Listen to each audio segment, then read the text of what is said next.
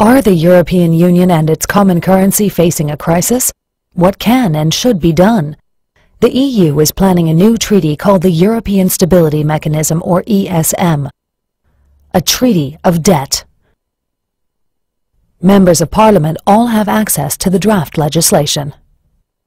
The authorized capital stock shall be 700 billion euros. Question: why 700 billion? Where did that number come from? And by whom and on what basis was it calculated? ESM members hereby irrevocably and unconditionally undertake to pay on demand any capital call made on them within 7 days of receipt of such demand. Question: nothing really. That part is clear. If the ESM needs money, we have 7 days to pay. Taking normal bank processing times into account, that means we have 4 days to write a check. But what does irrevocably and unconditionally mean?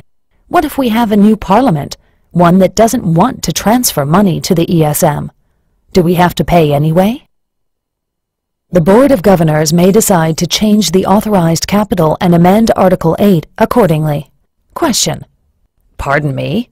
700 billion is just the beginning?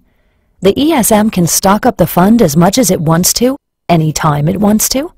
And we would then be required, under Article 9, to irrevocably and unconditionally pay up? The ESM shall have full legal capacity to institute legal proceedings. The ESM, its property, funding, and assets, shall enjoy immunity from every form of judicial process. Question: so the ESM program can sue us, but we can't challenge it in court? The property, funding, and assets of the ESM shall be immune from search, requisition, confiscation, expropriation, or any other form of seizure, taking, or foreclosure by executive, judicial, administrative, or legislative action. Question: immune from judicial action was covered in the last point, but this means neither our governments, nor our legislatures, nor any of our democratic laws have any effect on the ESM organization? That's a pretty powerful treaty. Governors, alternate governors, directors, alternate directors, the managing director, and staff members shall be immune from legal process with respect to acts performed by them, and shall enjoy inviolability in respect to their official papers and documents. Question: so anyone involved in the ESM is off the hook? They can't be held accountable for anything? And does the inviolability of their papers mean we can't destroy them, or that we won't even be allowed to see what's been written? The treaty establishes a new intergovernmental organization to which we are required to transfer unlimited assets within 7 days if it so requests. An organization that can sue us but is immune from all forms of prosecution, and whose managers enjoy the same immunity.